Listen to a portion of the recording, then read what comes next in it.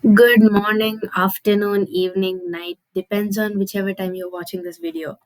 So, I'm back with another topic which everyone requested by voting to my survey, and it's United Nations.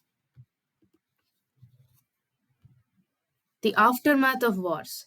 The 20th century witnessed two world wars that convulsed humanity in a gory bloodbath. They killed millions of people, left millions maimed and crippled, and brought in its wake devastation, destruction, desolation, and despair on a scale beyond imagination. So technically, these wars were nightmares, and people didn't want them. So that led them to form the United Nations, like the League of the Nations, which was supposed to stop wars from taking place. But it failed to maintain peace, and the Second World War broke out in 1939. And the terrifying magnitude and scale of destruction in the Second World War created revulsion in the minds of people, and they wished for no more wars to take place. And this led to the shaping of the United Nations organization. So, the first thing which began the journey of the United Nations is the Atlantic Charter. This started by Winston Churchill, the former Prime Minister of Great Britain, and Franklin D. Roosevelt, the former President of the United States of America, who met aboard a battleship off Newfoundland in the Atlantic Ocean, and together they signed the Atlantic Charter on 14th August 1941. And the charter was based on the principles of mutual respect and cooperation among nations and peaceful resolution of all disputes. It was also agreed that when the war ended, every human being must be guaranteed the basic rights of the four freedoms. The basic rights included freedom from want, freedom of speech, freedom of religious belief, and freedom from fear.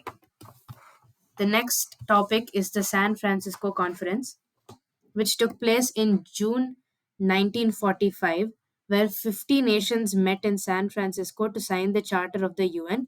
Poland, which was not represented at the conference, signed it later and became one of the original 51 member states.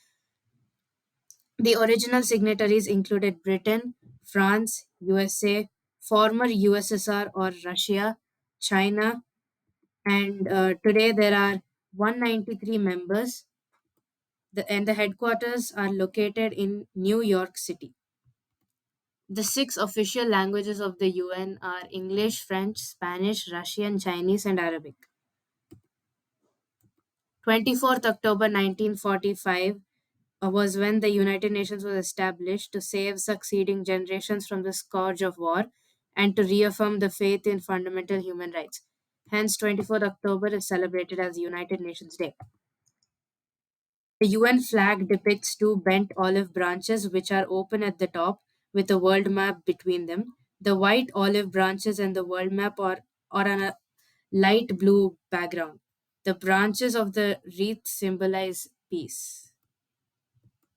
The objectives of the UN, which have been outlined in the preamble of the UN Charter, are to maintain international peace and security, to develop friendly relations among the nations on the basis of equality, to achieve international cooperation in solving economic, social, cultural, and humanitarian problems, to promote human rights and fundamental freedom for the people of the world, to act as a common platform for harmonizing the activities of various nations for the attainment of the objectives of the UN, to save the succeeding generations from the scourge of war, which has twice brought suffering to humans. Thank you for watching this video. I promise you that I'll come up with a more interesting topic for the next video. Bye.